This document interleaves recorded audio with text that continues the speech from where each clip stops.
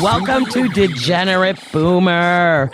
Tonight, I'm very excited, but number one, I have my trusty co-host, Sherry Soprani. Welcome back to Degenerate Boomer. Bow, bow, bow. I'm so excited for this episode. Hell yeah, I'm excited. Let's go. And I have the one and only Amma. Introduce yourself. I am Amma Marfo. I am a comedian based in Boston, and this is the topic I was born to talk about. So just wait till we get into it. Yes. This is a very big part of my personality, given my age. Too big, some would say, but I'm enjoying myself. Nice. Yeah. So Amma does a lot of comedy in New York City too. I've seen you live. I met you on Zoom during the pandemic. You know, during the pandemic, I met some of the most amazing comedians. And, I was joking the other day with some of the local comics, and I was like, I miss the pandemic. And they're like, bite your tongue. And I'm like, you know what? I miss going on Zoom and doing shows and just writing groups with comics from all over. Like, I made friends with so many amazing comics that I would never have met if that never happened. Yeah, like I did a festival in December in Toronto, and it was basically a group of comedians that had gotten to know each other through the pandemic and gotten to know people all over Canada and the US. And they were like, let's get the people that we Zoomed with together. So a bunch of us who really only knew each other from like mid-torso up got to meet and do in-person shows together. It was amazing. It was so much fun. So like, I agree. I met so many people I never would have met if this culture of doing online comedy didn't stick around. And I still host an online show because I do still like finding people.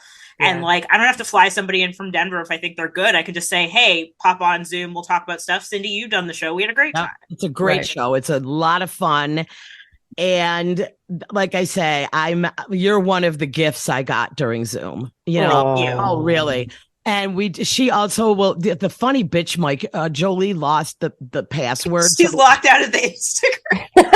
I wanted to do that, Mike, too. I was wondering how come I haven't heard anything about it. Get on her to figure something else out. But also, it's wonderful. We've joke written in that group together, and nice.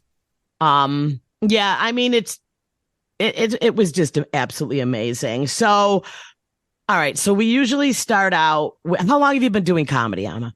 I started in 2016. I was doing sketch since around 2014 and then started stand-up in like August of 2016. On a dare I was hosting a podcast at the time. There were 4 of us and the other 3 women were like, you're doing stand-up this year. And joke's on them. Now I have to make them come to stuff. I'm like, this is your fault. So now you have to come. So, and then how long have you been traveling back and forth to the city? So I was pretty local in comedy until probably around 2019. I had a bit of time off, probably about 6 months, just like going through some mental health stuff, and took a really long break. Before that break, got accepted to the Black Women in Comedy Festival, the first edition of it. So one of my first big trips to New York was going for that festival. And I was really nervous because I was a little bit rusty. And also just because like, I work in Boston. It's mostly white men. So I had done a lot of comedy around Black women before. I didn't know how I was going to do. I didn't know if other people were going to get me. And it was just this incredibly wonderful, welcoming community. And a benefit of doing festivals is like you meet people and then like as they have shows, they know you now so they can bring you back. And so many of the women from that festival were like, I do a show every month. If you're ever willing to take a trip, you can come do that, and got into that routine as well. So I am immensely grateful for that community because it kind of just kicked me back into gear and kind of showed me that I could still do this, and has been immensely supportive as I've kind of built my skills. Yeah. Do you, also, I always do ask this, the struggles of doing comedy and hitting all the age generations. Do you find any struggle with that, hitting like 65-year-olds all the way to like the 21-year-olds, the extremely woke to the extremely, we don't give a shit what you say, and then kind of like gauging in between all of that. Have you had to face a lot of that?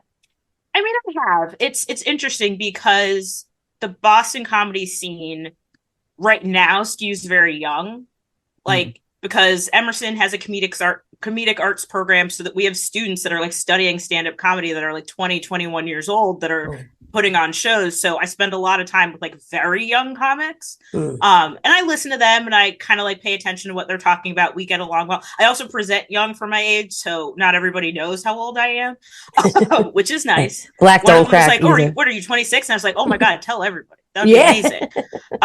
Yeah, black and fat don't crack. So black don't crack, baby. That's right. If my mom's any indication, I'm gonna look like this until I'm in my like late 60s. Oh yeah, you're good. You're gorgeous, girl. You're good. This is gonna stick around for the foreseeable future. But one thing I will say is I've been very pleased. So I just put out a special last month, and the audio came out last week. So it's streamable. The special's on YouTube, and I've gotten.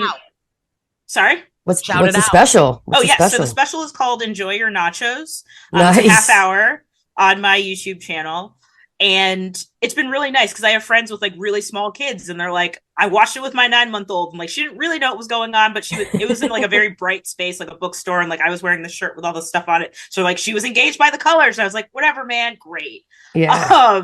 I have a lot of friends that have kids that are like 2 to 4, and they kind of know that I tell jokes. So like they'll watch me and laugh because I'm good with them when I see them. A family friend, actually, we were on the phone, and after I hopped off the call, my sister was on the phone. He was like, she's funnier than you. And my sister was like, I know you're a comedian, but that hurt my feelings. So I'm very popular with toddlers. Yes, you have your demographic. Exactly. So I'm good with like early 20s. And like 4-year-olds, which I worked at colleges, they're more similar than either group wants you to think. That's very true. Yeah. That is true. Big time. But then a friend of mine the other day had posted a link to the comedy special, and then she sent me this message. Her grandmother's friend, who was in her 90s, was like, I just watched Amma's special and I thought it was fantastic. Aww. So it was just like, someone's grandma is proud of me. I don't have any grandparents left, so I was like, that's great. So from 9 months to 90, I appear to be hitting. I don't know how, but I'm just enjoying myself, and apparently other people are enjoying it too. Oh, that's awesome. Congratulations on your special. Thank you. Congratulations. Yeah. That's fucking great, awesome. Great work. But I mean, because the reason I chose Sherry, I had this podcast idea in my head, I mean, I'm 60, so I'm kind of just made the boomer, but really I'm Gen X, but I saw Sherry. We did, we saw you at some comedy show. We were on the same lineup together. Same lineup somewhere. Mm-hmm.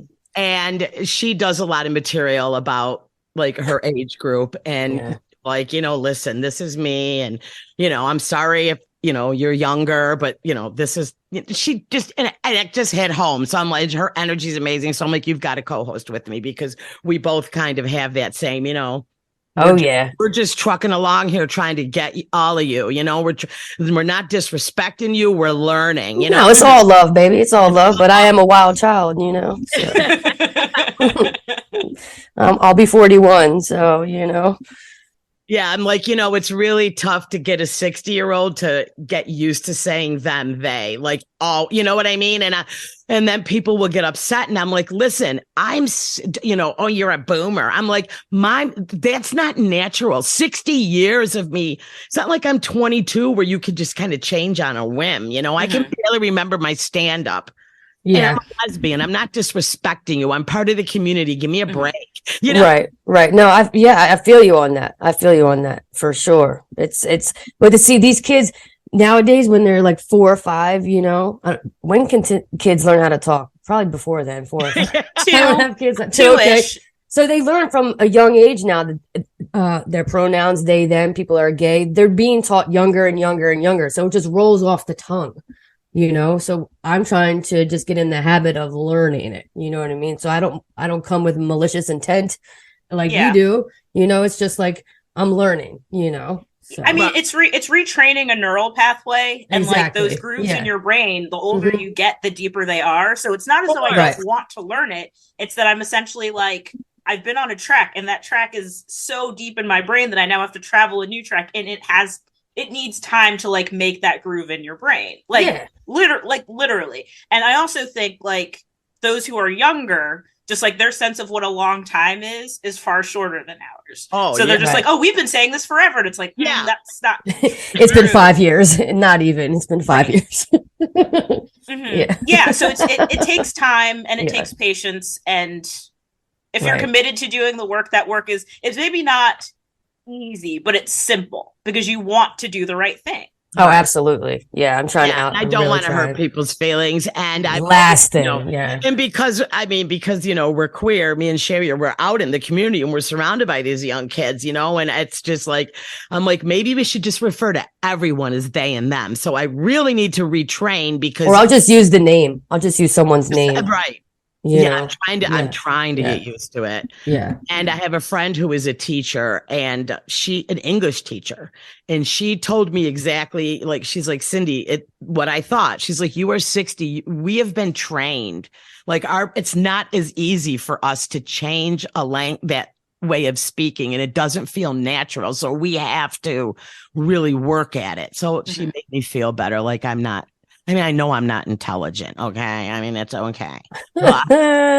We have some disabilities, but that's okay. Disabilities, but that's okay. You know, we're trucking along. And I think too, like the idea of work and like having to do work, people are like, oh, well, if it's hard, then you must not want to do it. It's like, that's not necessarily true. No, like something can be hard, but you can want. One of the things I used to say at my last job when I worked in higher education, so I was with college students all the time, was like, just because something's hard doesn't mean it's not worth doing. And like that kind of retraining is like mentally difficult, but like the idea of wanting to call people by what they want to be called by and respect the person that they are, that's not the hard part. The hard part is making sure that your language matches with that on a regular basis. And even with people, it changes. Like I know I have friends that have said she is okay, and then over time they're like, actually they is more appropriate, and you learn with them, and it can really change do. and it can grow. And as long as you're willing to change and grow, I think it's okay if your heart's in the right place. Then again, I am a straight, and you don't have to listen to me on this, but that's how I feel. Oh, no, not at all. I mean, a friend of mine just transitioned, and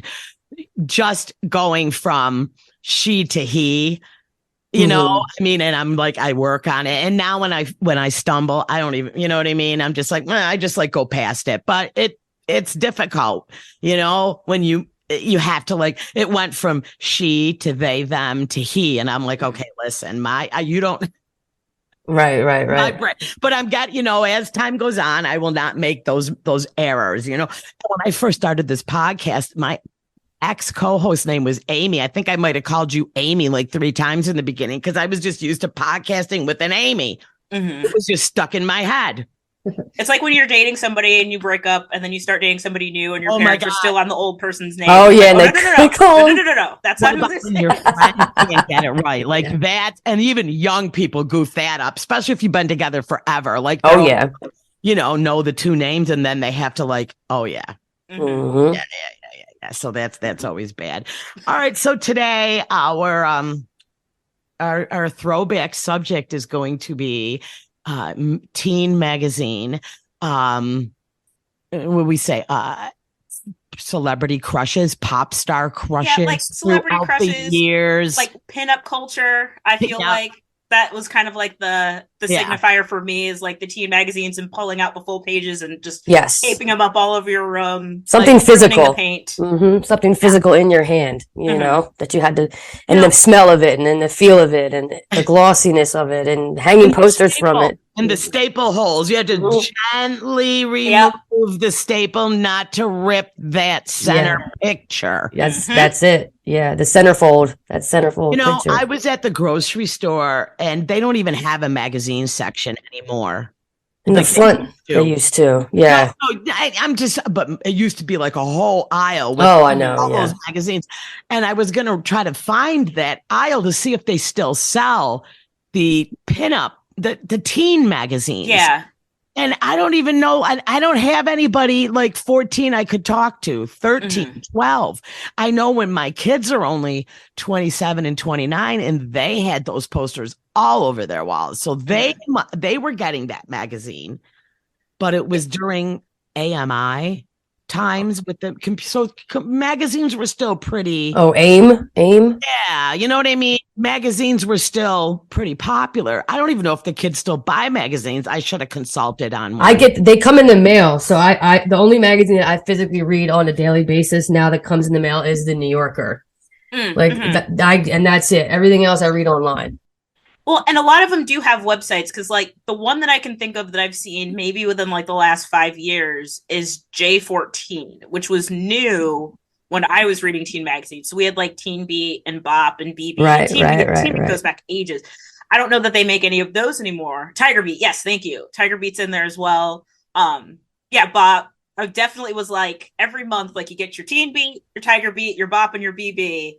Yeah, and like you spread them all out, and you're like. And it was me and my sister, and it was like, which ones do you want for your room? Which ones do you want for your room? Like, which ones are we trading back and forth? Extensive negotiations. Oh, yeah. Was it extensive? Like it was. Oh, yeah. And then like Teen People and 17 and YM were in there as well, which wasn't quite for pinups, but they did have those magazine spreads. So all of that, like a lot of negotiation. And I'm older, so I was just like, you got the executive good ones power first. sometimes. Yeah. Pull. Oh, I was like, nope.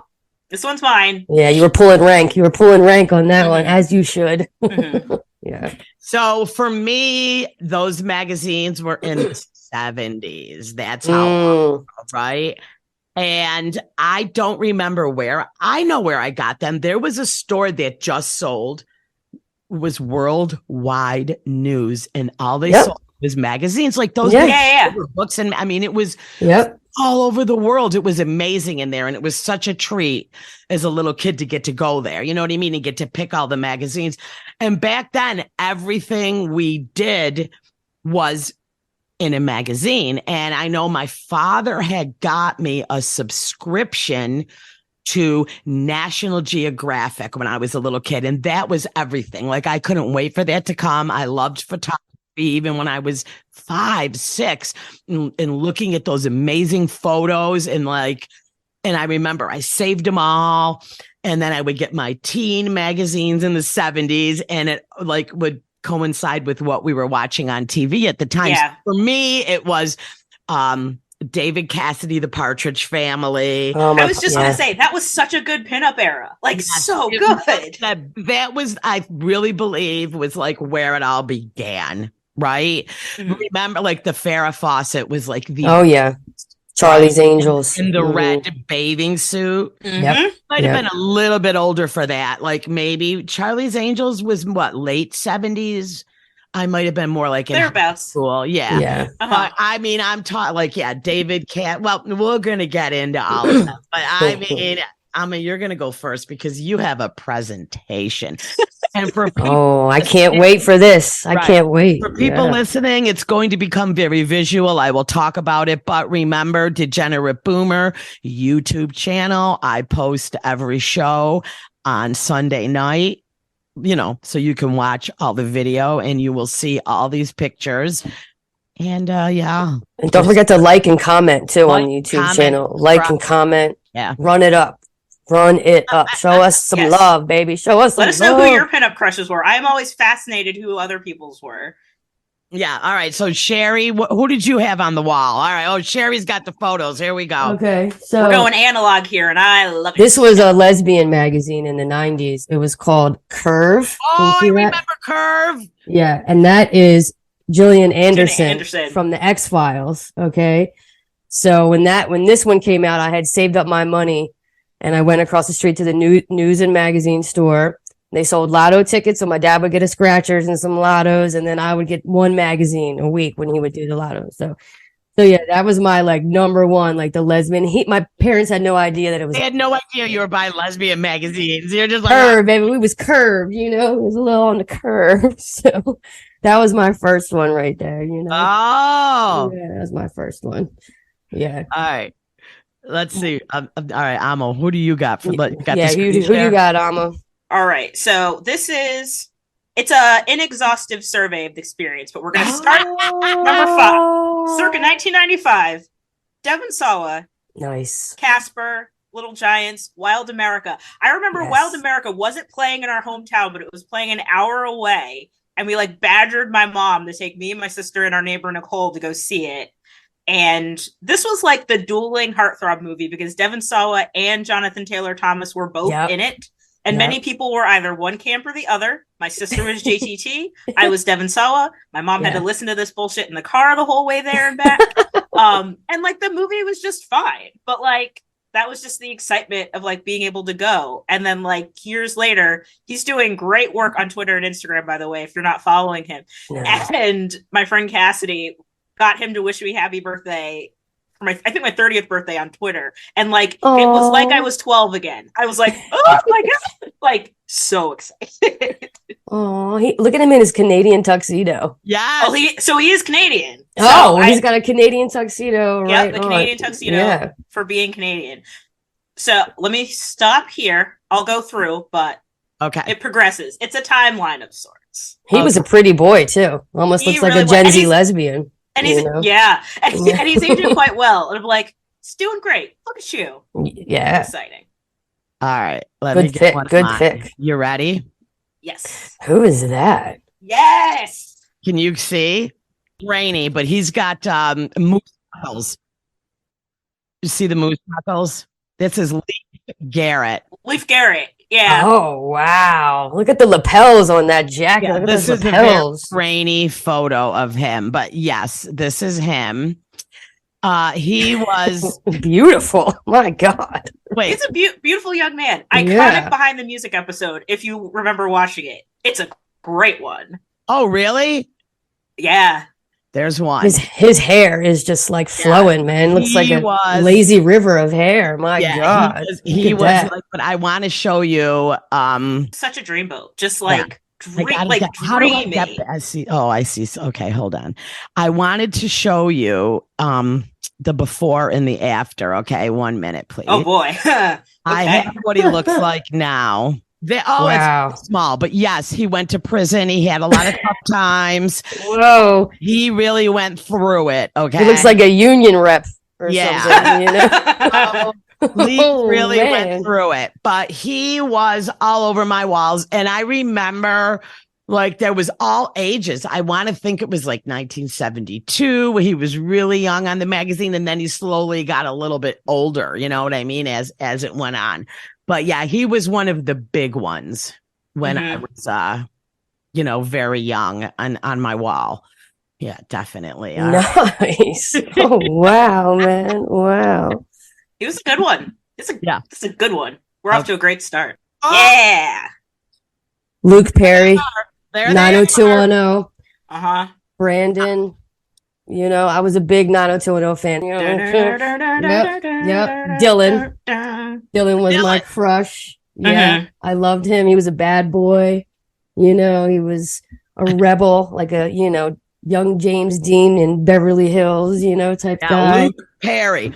Loved him. Loved him.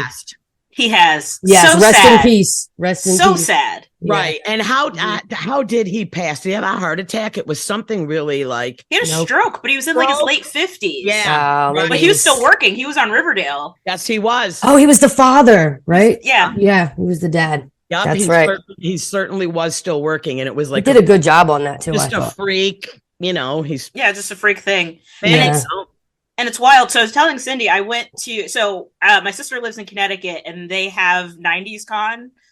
So like a whole convention about like 90s culture. So I went with my sister yesterday. I want to go to that. Oh wow. It was a blast. So we didn't do a whole lot of the autographs because it's like, oh, you have to pay $50 to get this person to sign something. I was like, I'm not. They're broke as shit and they need that money. That's what it is. I bet. So we did a lot of like looky-looing at like what people looked like from like the end of their lines. Yeah. Jason Priestley was there. Was he really? Yeah, he looks great. Like Brandon was there. Like he's still working. He's doing stuff in Canada more so, but like he looks fantastic. Mario Lopez is not aging. He's like a vampire. He's like a vampire. I see him on. He does entertainment or something. One of those. Yeah. E.T. I think. He's absolutely that kid is so handsome with those. My word! What a beautiful kid. Yeah, like he was on a corner, so we got closer to him than anybody else, and I was like, I just kept talking for hours. I was like, look at his skin. Like, oh my God. It was wild. But yeah, he was there. Elizabeth Berkley, Jesse was there. Jenny Garth was there. She looks great. Tori Spelling was there. Yeah. Who else? Oh wow, the whole crew was Ian Zion there. Ian Ziering was there. Yeah. Ian or Ian, yeah. Cast of Clueless. Well, part of the cast of Clueless was there. We went to their panel. Couple boy band members. We'll get to them shortly. Cool. They were there. But yeah, it was nice to see a whole bunch of people that like were celebrating that time, and the I definitely want to go to that. Immaculate. The next one's in September in Tampa. Okay. My sister and I are probably going. All right, that's awesome. Well, I told Amma I go take videos and give me some commentary. Which I didn't get a whole lot of video. I got a lot of like grainy pictures, but it was really nice. And like they did, there's good press coverage of it. I think they had a lot of reporters at it, but like the cast of all that was there. Who else? All right, who do you got next, Amma? Who do I have next? So next, Hanson. All right, and now I'm seeing like Amma is very close to not much. Well, my kids are probably a little younger, but this was they were on the older end of these. This is when they first started, right? This photo? Yeah. So this was when that first album came out, Middle of Nowhere, 1997. Yeah. And I remember in our 5th grade music class getting in a very spirited debate because our music teacher, Todd LeBlanc, was like, there's at least one girl in that group. And like an army of 5th grade girls were like, no, that's it. They're boys. Like, they are beautiful though. Look at beautiful them. Young men. But like burned a half hour of music class arguing with an adult about this. Wow, and you couldn't Google it back then either. So it's not like exactly. You You just had to trust the magazines, and we were like, look it up. Right, exactly. And we were right. But yeah, this was my first concert. I went in 7th grade, and I had to miss a day of school because it was in Orlando. So we drove 2 hours away. And I think I just told my English teacher, like, I have to be out of town. And then I came back and someone was like, we heard you were really sick. We heard that, like, we weren't sure if you were able to come back. And I was like, no, I just went to a concert in Orlando. Yeah, I went to a Hanson concert and got down with Hanson. They could dance too. As recently as like 3 years ago, they're still doing off. Yeah. See, they have their hair is all short now, but they're still very good looking guys. Oh, I can imagine. I was a Team Taylor, who is on the right in this photo in the blue. My sister was a Team Zach, the one crouching in the middle. And then I remember, like, he was the baby. And like years later, I think Isaac had the unfortunate part of like he was 17, so like in that awkward phase. And then my mom saw him like years later, and she's like, I'm proud of it. Good for him. He did. He grew into himself. He grew into it. He did. But yes, they're still at it because people ask me all the time, like, are they still making music? I was like, oh yeah, they're still quite good. Highly recommend it. All right, let's go. Let's do this one here. Here we go. Cindy, what you got, Cindy? Roll it on down, baby. I'm so proud that I'm learning how to screen share. All right. You're doing it. It's all happening. You are doing it, girl. Here. Ooh, all right. I see some good ones. Listen, let me show you. All right. You see David Cassidy. David Cassidy. Right? Okay. This was on my wall. Now, we all know who this is. Yeah, I don't know who that is. This is Donny Osmond. Ah, the Osmond. Okay. This was Donny Osmond. Look at that shirt, bro. Look at that shirt. He looks like he's at a queer parade, a pride parade. And again, Donny doesn't age. Like, he still looks so young. I don't seen him in a couple years, but when he was doing like the Amazing Dreamcoat, remember, you know what I mean? He had that run on Broadway. And let me tell you, he was, he still looks good and cheesy as ever. That smile is cheesing. And his sister, I mean, look at Leaf. Come on. So want to fluff mine more. Donny was definitely on my wall, and I believe I saw the Osmonds in concert. What was their band name again? The Osmonds. It was just the Osmonds. Yeah, and then Donny and Marie. Yes, Marie broke out. Yes, and Marie looks the exact same, but like this. Well, yeah, pretty much. Yeah, she's got that snake venom in her. So much plastic surgery, And, I haven't seen Donny in a while, but I know when he was like, he got pretty big again for a while because he was doing a lot on Broadway, and they're Vegas popular. I'm sure they still have a run in Vegas, and the old people all go and they do the whole and they do the dance. Jumpsuits. I remember the jumpsuits. Yes, remember? And they would do that. They had like Elvis. They had that white with the big bell bottoms on. Yep. And they would I do remember that. They had a guitar in their hand or something, or their hand. they would do the whole dance, and Donnie was the baby. Like Michael, it was the same time as the Jackson 5. Michael was the baby and Donnie were the babies. Oh, yeah, they were, the little ones, and they would push them out, and everyone would go, oh, because they were so little and young and just dancing and singing away, true talent back then. Oh, I bet. Yeah. All right. Who do you got there? Is Sherry? I was a really big into like music magazines as well. Like I love music. So The Source. You guys remember that magazine? The Source. It's a hip hop magazine. Wait, those are the lip syncing brothers? No, this is Wu-Tang Clan. Oh, Wu-Tang, yeah. Man, you thought that Milli Vanilli. I'm so old. I don't know. That was Milli Vanilli. Now I'm feeling like a boomer. Now my boomer is showing. No, this is the 90s when Wu-Tang was out in the 90s. Wu-Tang came out in the 90s. And I was a big Wu-Tang fan. And when The Source would come out, each week it would have like different sections in it, like 5 mics, 4 mics, 3 mics for the albums. It would rate like up and coming artists. It would rate the albums, the drama, the beef that was going on back then. And remember, hip hop back in the day was very real, and they meant what they said in these lyrics. And Biggie ended up dying, Tupac ended up dying. It was very real shit. So I followed all of that growing up. This is the 90s, I would say, like because Biggie and Tupac both passed in 97, 98. Yeah, 97 and 98. I had like 6 and 7-year-old kids. They weren't listening March to that 10th. music. Yeah. So I didn't have a good touch on it. You know what I mean? Because I was too old and they were too young for me to have a... Oh, yeah, you wouldn't have gangster rap in the minivan, like... No. Yeah, you weren't like... Well, I mean, I can tell you, like, what mortified me. I will tell you what mortified me. I'm serious. And I hate to be one of those, like, Karen moms, and I wasn't at all, trust me. No, you were the cool mom, I bet. I remember I was driving, and I had my 2 girls in the back, and whenever Janet Jackson... Not Janet. Was it Janet? Yeah. And she sang a song about riding him all night long, like being like on top, and like it. And I remember they were singing the lyrics in the back seat. And I remember driving going, we hear the songs like we don't think. But when you hear your 4-year and 5-year-old singing it, you know what I mean? Like, lick my pussy, lick it good. I mean, suck this pussy just like you should.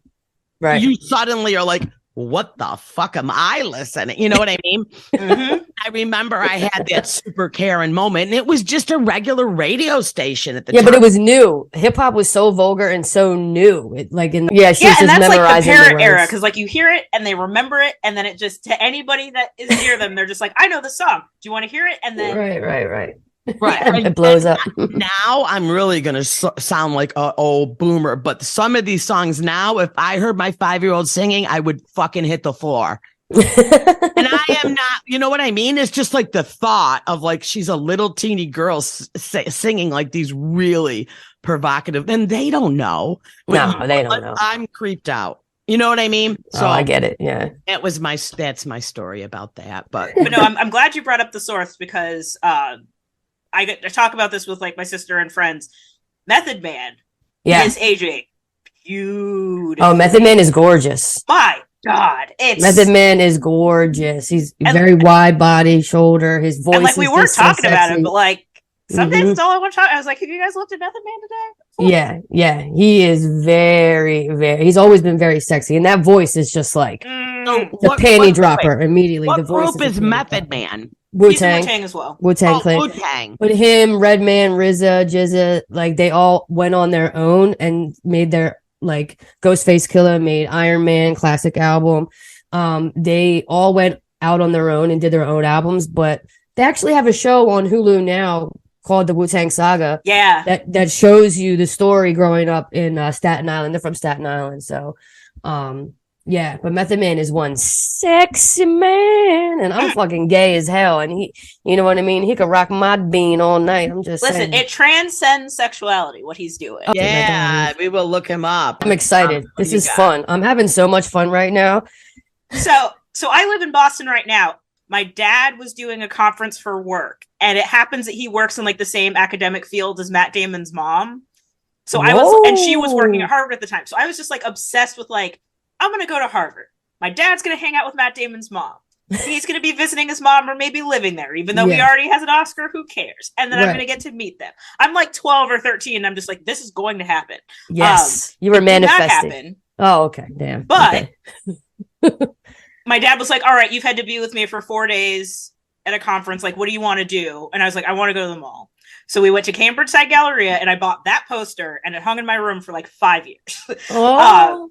But yeah, so Ben Affleck is a long time, still a crush, and like, oh, he's sexy as hell. I am so happy for that. Like, yeah, so happy. And Cindy, you know, I have a joke about being straight, except for when I watch Hustlers. So like, I have a crush on both of them. Oh yeah, that fur coat and Hustlers with J-Lo. God damn, that fur coat on the roof. I want to know what J-Lo does. This bitch. She's Puerto Rican from the Bronx, baby. I mean, nothing.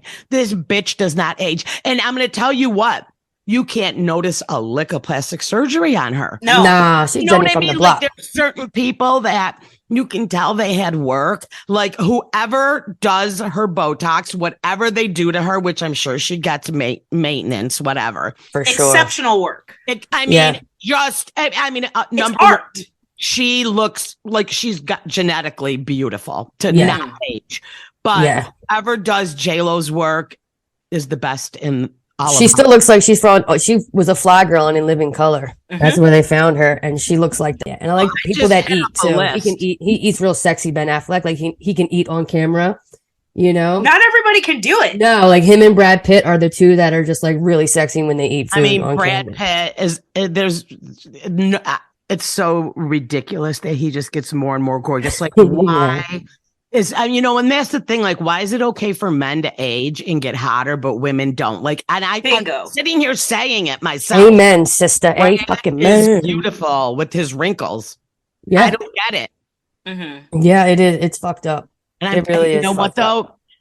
I feel like, Brad's probably has gotten Botox and stuff, but the man is still unbelievably handsome. It's insane. He's got swagger. No, he's doing great. And he's having fun too. Like, I think a big part of like some of the celebrity crushes that I pick, it's just like they're having fun. Like, they're enjoying themselves. They really like the work that they get to do. Yep. That's going to come up a little bit more in some of my later picks, but yeah, it's just they're enjoying themselves. And there's something very attractive about that. Yeah. So I was just looking up quickly about like the rap I used to listen to. And at the time, that was very big when I was young, was like Dougie Fresh, which was but like my all-time favorite was Grandmaster Flash. And LL Cool J. I just looked, so the Beastie Boys, so that was like the kind of, that was the kind of like, rap. But again, I listened to mostly, it was my big stuff was in the disco. So it was a lot. Oh, hell yeah. Studio 54. Rick James was from Buffalo. I've been at several bars with Rick James, who was there at the time. Really? Oh, that's so fucking cool, Buffalo. So he was always out and about here. Especially, we had this one club here called 747, and it was literally a plane that they dropped. Amazing. And the whole bar was this plane, and it was a disco, and it was right during Staying Alive. Staying Alive. Like our movie was how we dressed. I mean, Saturday Night Fever. The bars were during Saturday night. I'm showing my age, but yeah. So I was like the original Studio 54. That's what I'm talking about, man. Out and about, but damn, way before the internet. Yeah. Oh, you want to talk about timeless beauty though? LL Cool J. Oh, him too. Holding it together. That body is unbelievable. That guy is so ripped. Yep. Yeah, he's gorgeous. Let me see what we have. Come on, Vinnie Barbarelli. John Travolta. Yeah, I was just going to say, if we're going into Saturday Night Fever. Yeah, so this was during, remember he did that Welcome Back Carter? Welcome Back Carter, yeah. Yeah, and he was the big, and a double-decker on this photo, the Bay City Rollers. Oh, wow. No idea who they are. It was no clue. S-A-T-U-R. Yeah. Night. So yeah, the Bay City Rollers were British, and they dressed just like crazy funky. And you know what I wanted to bring up really quick about my age group, that it kills me that these people my age go on and on about these men wearing makeup, Oh, get the fuck out of here. My biggest idols growing up, they all wore makeup. Hair bands, man. Look at the hair bands. Jagger, the Bay City Rollers. Tommy Lee. Like, look at Tommy Lee. Yeah, Prince. Going back to the Prince. My age group, when they really, and I'm like, oh, so, the Rolling Stones, Mick Jagger, he's probably all those 60, 70-year-old dudes. That was like their jam. And he was clearly, I think. David Bowie was Bowie. I mean, if you go way back to the 70s, so many dudes wore makeup and wore those tight pants, and it's like none of this is new. The desire to be mad about it is new, but none of this there it is. New. Talk about that. The desire to be, you are right on the money right there. The desire to be mad about it. Yeah. Yep. Perfect. Who do you got, Sherry? Y'all know I gotta do it. Come on. Oh, every Playboy magazine. Okay, who is that? Playboy, baby, Playboy. All right, so wait, Pam Anderson. She was Pamela Anderson. Back then, right? Okay, yeah, Cindy Crawford, Pamela Anderson. Okay, I don't know who the blonde one is, but Pamela Anderson and Cindy Crawford, man, they were my jam. They were, and we had to okay, so this is my first Playboy. I was like 8 years old. And the trash men were coming to pick up the trash. And you know how back in the day you would tie up your magazines in like a shoestring or a twine, exactly, and you would put them next to the garbage can. So then the garbage men would pick it up with the twine and throw it in the trash truck. Well, the garbage men threw it in the trash truck, and right before the trash compactor went down, I dove in the trash truck and grabbed a whole stack of Playboys out. A whole stack. Was me. You risked your hand. I did. You risked it. My whole body was in that fucking trash. Respect. And they saw me, so they didn't pull the lever. They didn't pull the lever down. Thank God. But they saw me, and they're like, what is this tomboy girl doing, grabbing Playboys? And I was with 6 or 7 boys, including my brother. None of them had the balls to do it. We all wanted it. We all wanted to see it. So I took the initiative, okay? I was an opportunist.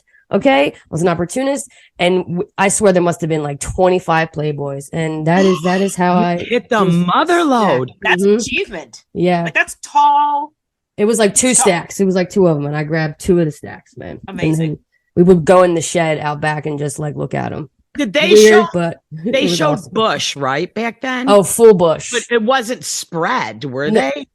I don't know. I was young. I remember the landing strip. Playboy was more classy than like Hustler and Penthouse. Right. And I swear to God, I'm not just saying this. It had really good articles, man.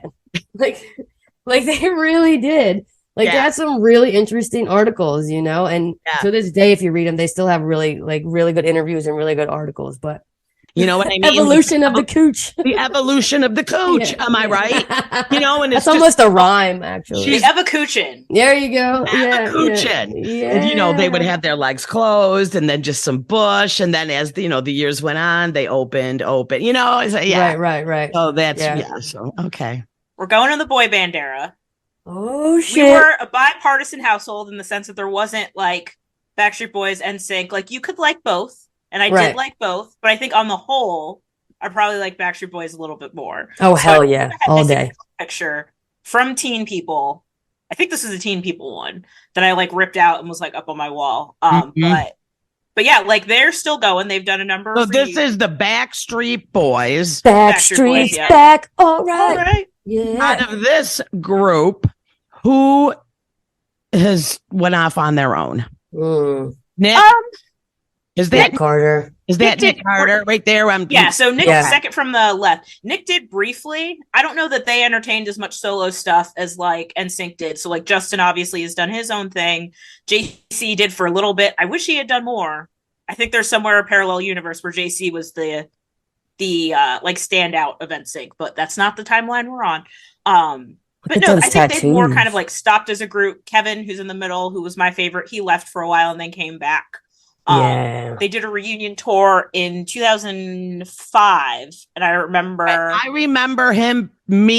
At that age, I was much older. That I remember, I thought he was the best looking. Was the dark one in the middle with the Kevin? Yeah, yeah.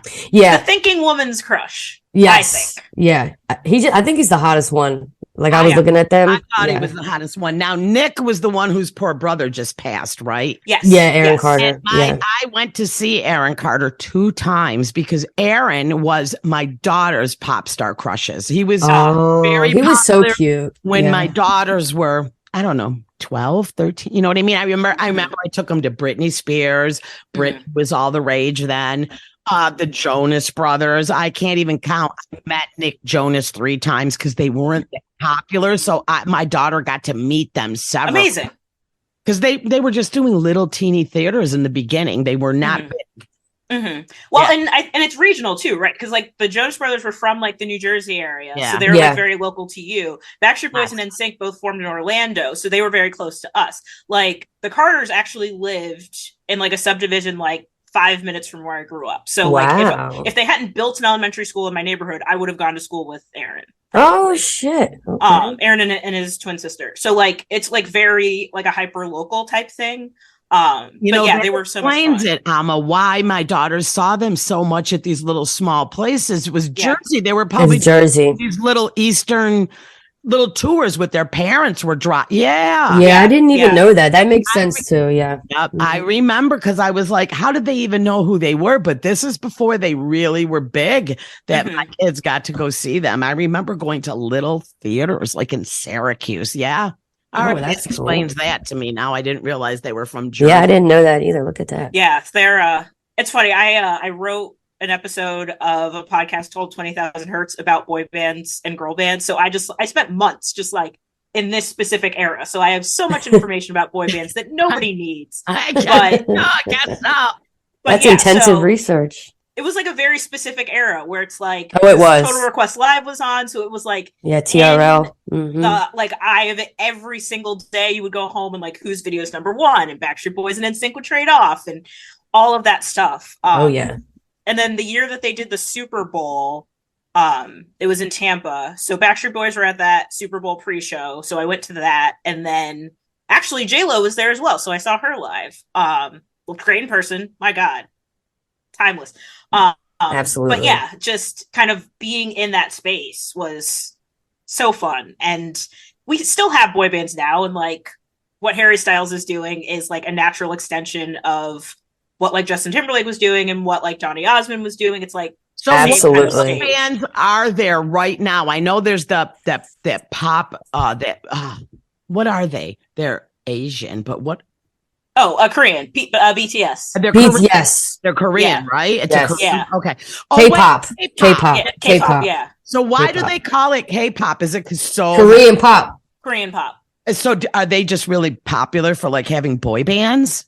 In Korea. Oh, they are. Yeah. Like yeah, Korean pop is like, it's been a big thing for ages, and it hadn't really broken here the way that it had, but my word, there. And like, it was one of those things where I still listen to it, but I was like, am I going to like BTS? And then I listened to a couple songs. I was like, oh no, I love BTS. Like, they're good. They're adorable. They are adorable. All right. So the next one, now we're going into what we'll call the modern era, which is to say I'm an adult, and this is probably not a thing I should still be doing, but here we are. No, never that. Never that. So the 2010s, Oscar Isaac. Wait a minute. Who's Oscar Isaac? Wait, hold on. Okay, so in 2014, the Coen brothers came out with a movie about folk music called Inside Llewyn Davis. Okay. And this actor from like basically nowhere comes out and like blows this performance out of the water. And I'm like, who is this? Like, what? Since then, he's done a lot of theater. So this is him doing Hamlet in New York in 2017. Yeah, so that's him doing Hamlet in 2017.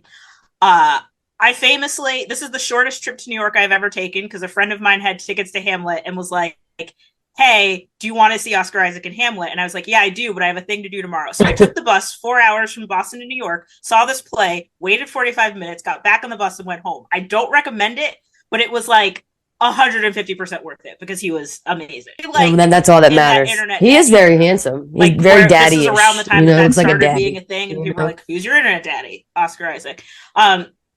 Since then, he's done Star Wars, like the last 3 Star Wars. He was in exactly. Those. He's very daddy-ish. Yeah, mature, sexy. Yeah.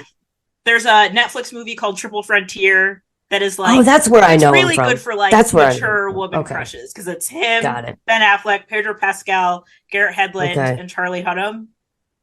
Triple Frontier. It's fine. Like, I watched it. I don't really remember what happens. I treat it more as a screensaver. Oh, what's it called? I'm definitely gonna watch it. Great to look at. But yeah, he picks really interesting roles. I think he takes things very seriously. And yeah, just my God. Yes. Okay. Oh, let's do the grand finale. We want to see more of yours because you're not obvious. No, it's all basically the same. Okay, so I want to hear your grand finale. This is bringing us into the current era and like a very current moment. All right, let's go. Which is Pedro Pascal. So Pedro Pascal is having a moment, as we know. The word. Oh, hell yeah. Guy is absolute. I have no clue who he was until The Last of Us. I love you can him. Yep. Yeah, he's the man. So he had done Game of Thrones in like 2014, 2015. I didn't watch it, but like that was a whole thing. And then he was on Narcos for several seasons. Yeah. I'm sorry. He was on Game of Thrones. Yes. Did you watch Game of Thrones? I was. It was always on because my girlfriend's a huge Game of Thrones fan, but now you've got me wondering. I guess I don't. He was in season 4. Okay. As a character named Oberyn Martell. Okay. Who always wore mustard yellow, which is a great color for anyone. Right. But yeah, he was on like 9 episodes, but it was like a really significant arc, and like that's kind of why everybody knew who he was. Yeah, he dies spectacularly. So that was kind of where he hit the map. And my girlfriend is a huge Mandalorian fan, so he was in that also. Yeah, so he's in The Mandalorian as well. Has been since 2019. Yeah, he's the Mandalorian. Yes. But then I've definitely because she watched all of watched that, so I know, and I never put 2 and 2 together. And so, like, I didn't watch Game of Thrones. I didn't watch Narcos. I came to The Mandalorian a little bit later. Narcos? Yeah, he's in Narcos, all 3 seasons. Oh, all right. So this guy, he wasn't blown up then like he is now. I mean, not really. And I'm not really sure exactly how it happened. Yeah, he's been working a very long time. Yeah. Oh my God. Yeah. He's been doing it a long time. He's been acting 20 years. This is him in New York Undercover. Can you see that? New York Undercover. Yeah. He's finally getting his recognition. Finally. Yeah. Mm-hmm. And Community did one of like an episode. I forget the name of the episode, but it was like just after Chevy Chase's character had died, and they have like a will reading. And originally Walton Goggins from Justified had played this character that was like the executor of the will. He couldn't do it, so Pedro Pascal stepped in for him. That was the first time I'd ever seen him, and he was so funny. And it was the same kind of thing where I'm like, who is this? Like, he's having so much fun. And then later on that he had a great time. It was fantastic. He is having fun. Maybe like the following year, he did The Unbearable Weight of Massive Talent movie with Nicolas Cage. And again, like that was like a comedic role. So like I had only ever seen him do comedy up to this point. And then like I keep seeing him do all this drama stuff. And I was like, well, okay, he's good at both, but like, why can't he just do like funny stuff? So he's very funny. But yeah, so like he is. The Mandalorian thought he is funny. I only know him from The Last of Us. So, exactly. Yeah. So like so he did like The Mandalorian, like that whole press cycle was going. Was going. He's really and then he funny. hosts SNL and he like explodes. Yeah, no, he was amazing. He was so good. Crushed SNL, by the way. I was just like, now everybody knows he can be funny. Like my work is done because I've been chattering about it for ages. And then like everyone's like, did you know he could be funny? I was like, yeah, of course. Why didn't you? You're like, I know. Exactly. So the picture that I put up was like that following week. So like SNL was like early February Saturday. I had come to New York to go to a play actually with Oscar Isaac. So Oscar Isaac was in the play, and like that was the thing I was doing. I was like, I'm going to meet Oscar Isaac today, and like that's the thing that's going to happen. I vaguely knew because of the fan accounts, and this is the whole thing. Like, there are full Instagram accounts that are just like, "Who has a picture of what Pedro Pascal is doing today?" Absolutely. So I had a sense that he was like still in New York, but Right. I like wasn't looking. Right, I was like, right, if we right. see him, that's cool, but I'm not like All of looking for them. him. No, I care a great deal about these things, You're but not not so much stalking that him I'm at gonna this like point. go find him. Okay. So I went to this play with two friends from high school, and then Right, a right, friend of mine right, that right, was right. inside at Will Call was like, we were outside, like trying to stake out where we would go to the stage door to meet people afterwards. And then my friend Nick texts and is like, Pedro Pascal is here. You have to come inside. So I like sprint inside. My friend told me later that I ran as though I was going for a tackle. I'm not typically very fast, but apparently that like motivated me. So we didn't see him then, but then at intermission, we were like, let's just go to the lobby and do a lap and see who we find. And then we did find him, and he was lovely. Like, he was so nice. Like, so nice. Oh. Oh, I can imagine he's a sweetheart. Yeah. He doesn't seem like a cocky dickhead. Like you said, and it seems to be a theme with you where you admire people or have crushes on where they're having fun. They're choosing their own roles. They're confident in what they do because they are taking control of their own lives and only doing what that makes them happy and makes them have a good time. I don't know of a single person that's had a bad experience with him. He seems like universally beloved in a way that makes me concerned. Like, I'm like, are we going to hear something not. I really awful hope not. at some point? Yeah. I hope not. I genuinely don't think so. But like, it's one of those things that I'm like, too good to be true, almost. You know? Yeah, I'm like, how are you doing this? Did you get a picture with him? Real? Oh, good. I did. Yeah. Hold on, let me put it back up. Who do you think is you have a picture with him? Yeah. Oh, that was you. Okay. Oh, yes. I didn't notice that it was you. Okay. I looked directly at him. That's all I saw was the pink too. That's all I saw. That's how we found him, and I recognized the sweater from an interview he did at Vanity Fair. He's so then, tall. like, we go to take the picture, and he introduces himself, and I was like, I recognize your shirt from an interview. You don't have to like I know you. Yourself. Oh, that's a great picture. Look like, how happy everyone is. He's genuinely smiling. You're smiling. All right. So for the listeners, all these photos are going to be on YouTube. You know, so you will see everybody, and who we talk to will be up on the screen, so you can see. But who else is really quick though? We haven't really done much about this generation and Popstars. Pedro's he's having a. Who else is really having a moment? Like blowing up, just blowing up. Yeah. I would say Jonathan Majors, who's been in both Creed 3 and the new Ant-Man. Yeah. Like, if we get to Sexiest Man Alive season and Pedro Pascal or Jonathan Majors Pedro better win it. Like, there has been a grave miscarriage of justice. Like, I will storm the offices of People magazine. Like, what the hell are you doing? Right now, what they watch is so old school. Like, all the old school TV shows that Netflix has just released, like All the Friends. Yeah. There's so, I mean, I was just the stuff, because when obviously they share my password. They're my children. So when everything pops up that my kids, you want to continue. And I'm like, and their obsession with the 70s show. And I remember, like, that was a moment, like, all those guys too. So like that was Ashton Kutcher's peak moment. Topher Grace, everyone blew up from that. Like, that was a big deal. So my children were grown. You know what I mean? Like, that was more my, not my age, but like, they were obsessed with watching. Then the new one came out, and that was it. Sherry, what did I tell you? I said she's next. She's like, yeah. I don't care. She's bumping everybody. Amma's getting. I just started following you on the Instagram too. I do. Like, she's going to be amazing, and this has been so fun. Yeah, so fun. Listen, we are so thrilled. I didn't even realize that till just now. Time flies when you are having good conversation and fun. Follow you on Instagram, so feel free to follow me back. If not, I'll be sad. But no, I absolutely will.